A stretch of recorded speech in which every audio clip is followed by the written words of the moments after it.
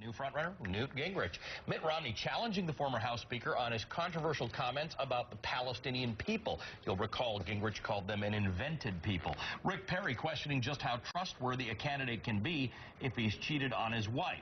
So where does the race go from here with just 3 weeks to go before the Iowa caucuses, the important Iowa caucuses? Let's ask CNN contributor David Frum. He's a former speechwriter for President Bush, and Penny Nance. She's the president and CEO of Concerned Women for America. Welcome to both of you. Thank you with us. David, let's start with you. This is Newt Gingrich's first debate performance since he became the frontrunner, and a lot of new polls indicate that he's holding that lead quite well. How do you think he did?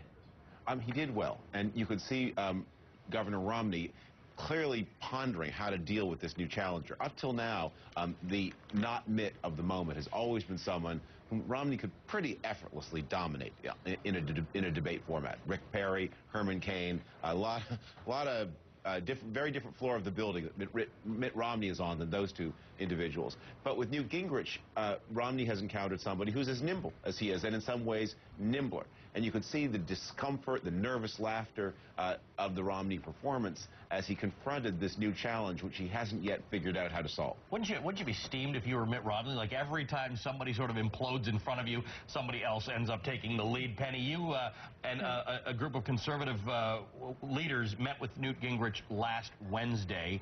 How do you feel that went? What did you learn? What do you think of him? You know, I give him credit. He stood there for 2 hours and took questions on any subject matter. Nothing was off bounds, and replied graciously and thoughtfully to everyone. I think people left the room with different feelings, but I think that it did move the ball down the field for him. It's important. The issues that he's dealing with, that the American people are grappling with, are key for American women. Women have carried every presidential election since 1964. They swung in the last election for Republicans for the first time in 30 years. And conservative women are really having to look at all of this, having to look at not only fidelity to your marriage, fidelity to the Constitution, right, fidelity to conservative principles, and it's a very important process. How do you feel he handled that fidelity question? It came up, the discussion came up. How do you think he handled that? And it came up in the meeting that I was in. He did, I think, a good job of expressing his own repentance. The fact that, like other Christians, I believe in the idea of redemption and grace. And so that is part of our thought process. That's part of the thought process for people in Iowa, for Christians in Iowa.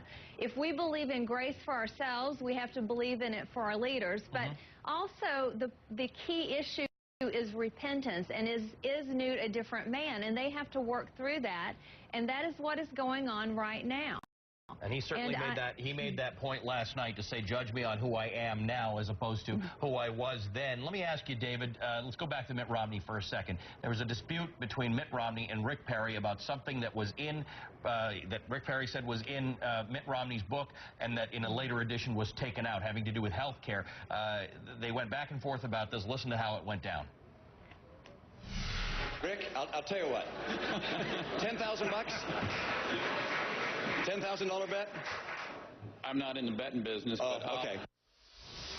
$10,000 bet. I can see, Penny, I can see you shaking your head. Oh, my David, God. That was a huge gaffe. What do you think, David? It seemed a little out of touch, right? Who makes a $10,000 bet? Yeah, well, that was also, I agree with Penny. I mean, I wouldn't even call it a gaffe. What you had there, Romney has at various moments tried to bully Rick Perry, a man for whom he obviously does not have a lot of respect. We've seen that before.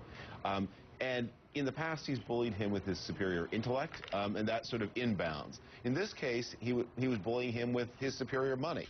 And it's maybe interesting to be reminded of the fact that Romney regards $10,000 as, not a lot of money, but he clearly regards it as a club. I mean, he knows that to Rick Perry, $10,000 is a lot of money.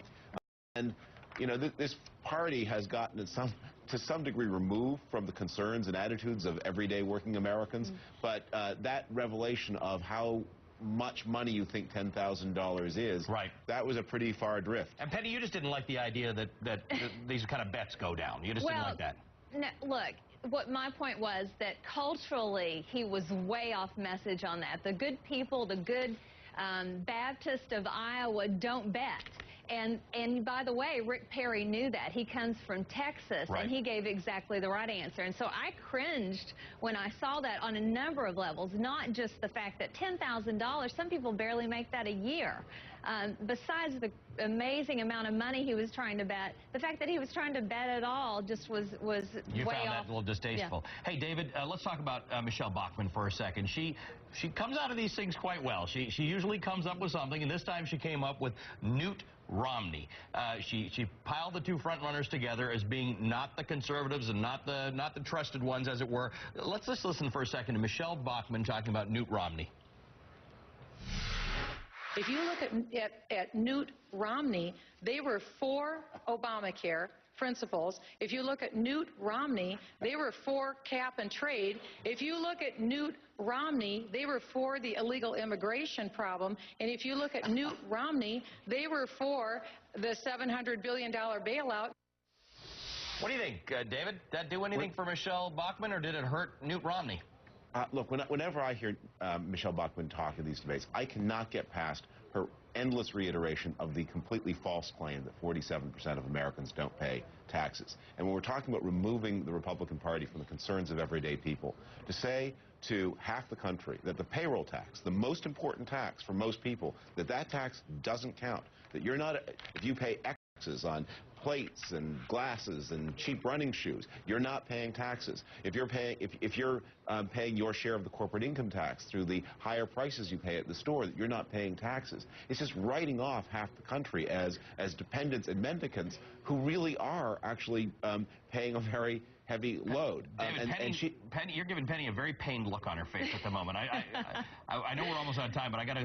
What is that, Penny? Well, I just got to say, I think that Michelle Bachmann and Rick Santorum did a great job of making the case that they have been principled conservatives, consistent conservatives throughout their career, and I thought they both had a great showing the other night, and I just would hope that Rick's name ID would get a little higher so he could actually catch some wind in his sails before it's too late. He hasn't caught any wind in this entire race. And he's not had the same media exposure as other people. He's never gotten above 50% in name ID, and I think it's really hurt him. But Michelle made some great points. What she was talking about was the personal federal income tax, and you know that, David.